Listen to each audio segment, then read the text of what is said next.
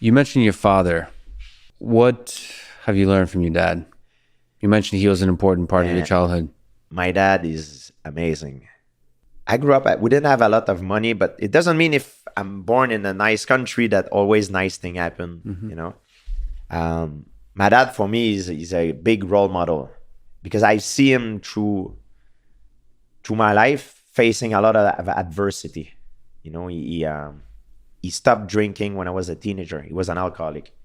And I've seen him struggle through that, you know, and it was very, very hard. And I've seen him work like crazy hours, like leave in the morning, come home at night, burned out because of work through almost all his life, to the point that it became a slave of the system. Yes. It became an habit and a normal way of living. And it made me realize that I've learned a lot through my father. He taught me perseverance, hard work, you know, when you face adversity, you know, to never give up until you achieve it.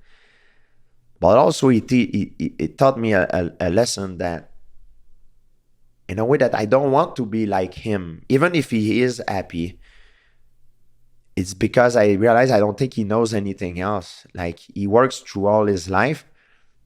And I don't want to live to work. I want to work for you know what I mean? I want to decide when I work, you know? I feel like he lived to work instead of working for a living. And perhaps it's because he did not have choice. He was the older of his family. They were 9 kids. His dad, my grandfather, died when he was young, so he had to become the father of the family and work to put money on the table. So perhaps that's what made him that way, and it became like an habit for him. My dad taught me when I was at school, I was bullied at school. He's the first one who initiated me to martial art. He taught me karate. My dad was a black belt in Kyokushin karate as well. Very nice. But because he was working too much, he didn't have time to teach me. And I needed self-defense in order to defend myself. I have a great career in mixed martial art, but in the schoolyard, that's a good mixed record. my record is not very good. When you're a kid and you're about 7-8 years old and you're facing bullies that are 2 to 3 years older than yourself, it's not the same thing than when you're 25 and the guy is 28. So there is a big discrepancy in terms of maturity. So my dad introduced me to karate. Then he didn't have time to teach me. Then he put me in a school with a teacher. It was Jean Couture. And I grew up with a lot of anger. And there were 2 persons I was afraid growing up. It was my dad. My dad was very severe, very strict with me. And I'm glad he was, because I could have become very bad. I could have chosen a different path.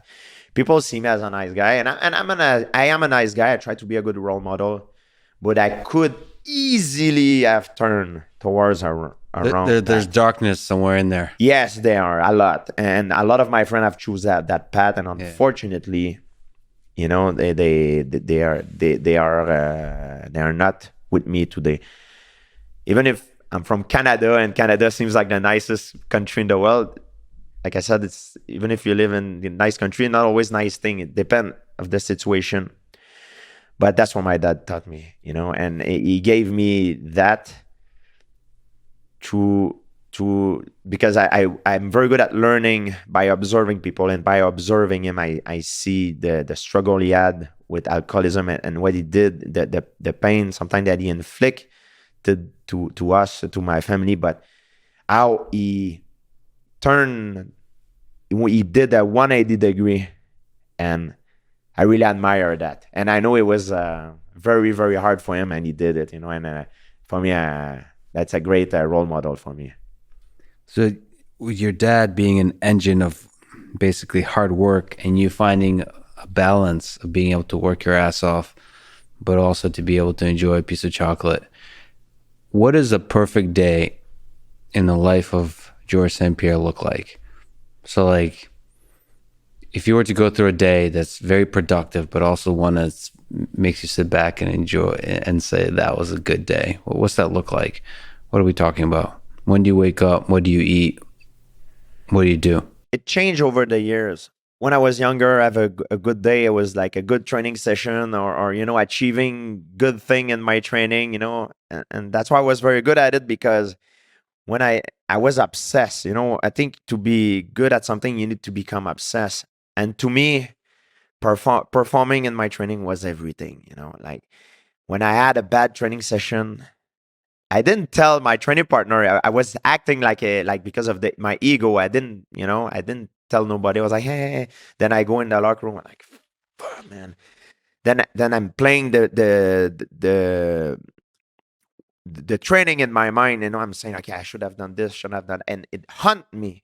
It hunt me, man. It's a training, and it hunt me until the next training session when I can redeem myself. That's how it is. When we used to train in all together back in the day in Canada, we had David Loiseau, we had Patrick Côté, we had Dennis Kang, Steve Vigneault, Jonathan Goulet. There was all like the best guy in Canada that were training with each other. Before, we were training in different gyms, but once a week, I made it in a way that I contact everybody, that we all join force and we exchange ideas and we train with each other. So a friendly, I would say friendly competition. It was not malicious, but it was hard training, like not, our goal was to improve, but it wasn't very competitive. And when that day you used to get out of the training session with a bad performance, for me, he used to hunt me until the following week when I could give it back and perform better with the guy that I had the most trouble with. That's how it was. And that's how you get better, but it was not a training where it was, we were trying to do malicious thing to one another. You know what I mean? It need to be playful but competitive.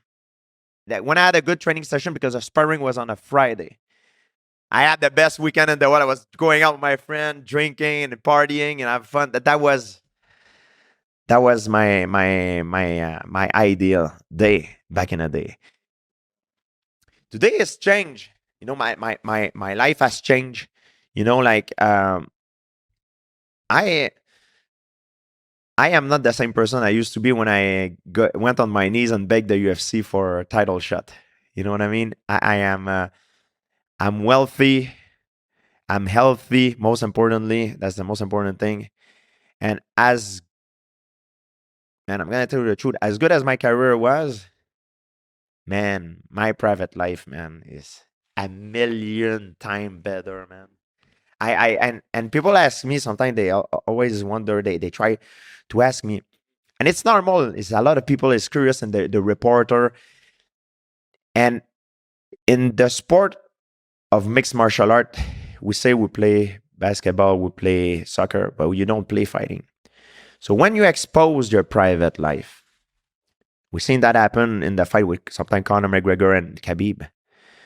Your competitor knows that he cannot get to you, so what he will do, he will try to get to someone that you love. So me, I never expose my private life. I never post Instagram of my family, of my stuff. That's the reason why. Because I'm in a business of fighting. And people know that they cannot get to me.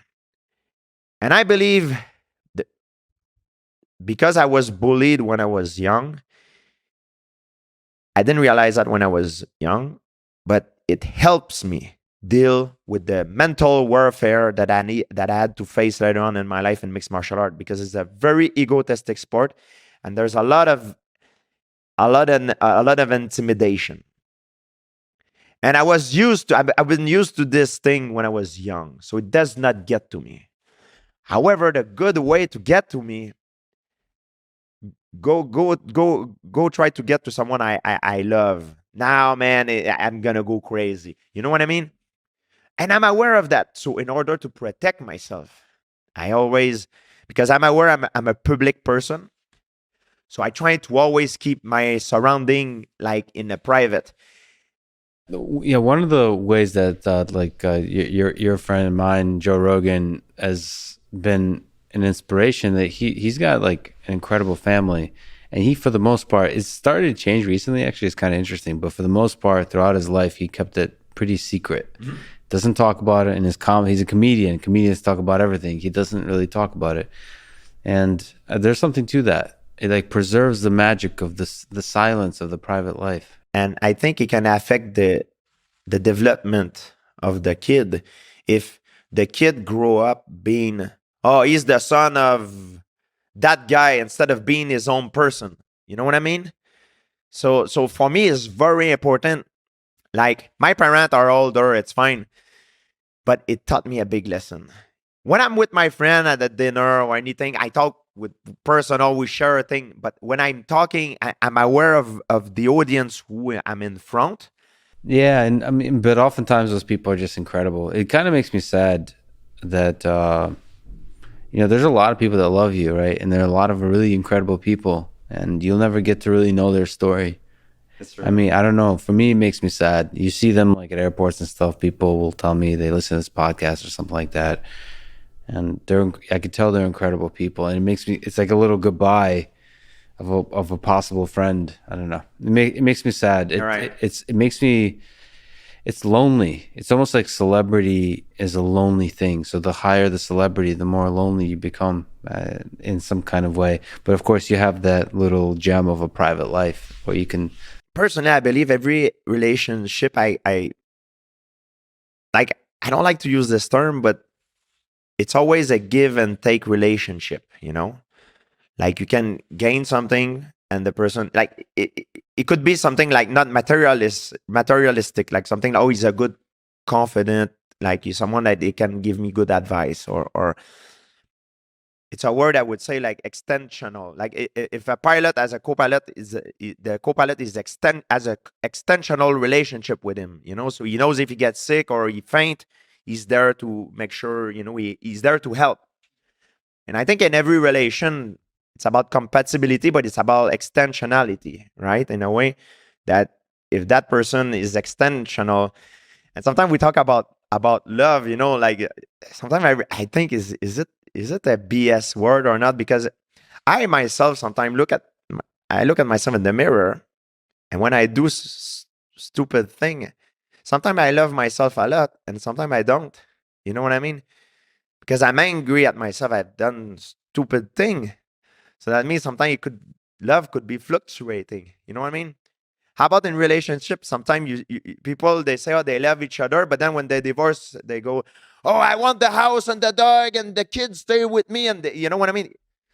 If you love, by definition, if you really love someone, and let's say you're an old man and you love a woman and she decides to leave you for a younger man, if you really love her, you're gonna help her pack and leave.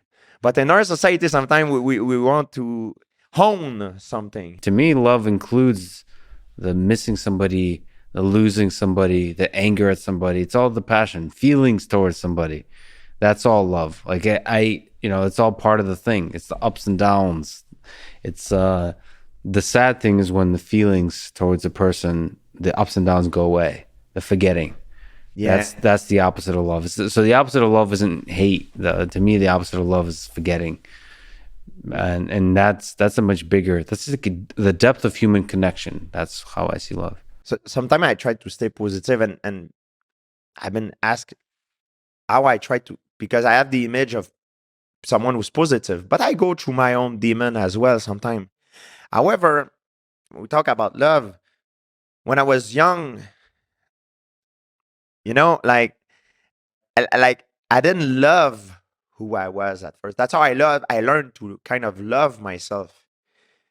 Like I didn't when I was going through bullying, I believe I was bullied because I didn't love myself. Because I project a very bad image of what I think of myself. I was a kid that lacked a lot of confidence. I was looking down when I was walking. I shrugged my shoulder. When someone was talking to me, I was avoiding eye contact. So I was a very easy target for the bullies. And I think bullies are like in predatory animal in nature. They will hunt the easier prey. They don't go, the lion don't go for the alpha bull. They go for the one who's old or who's sick, the weakest one. And bullies are the same in society, I believe. And I didn't like to be bullied, of course, but I didn't like the person that I was.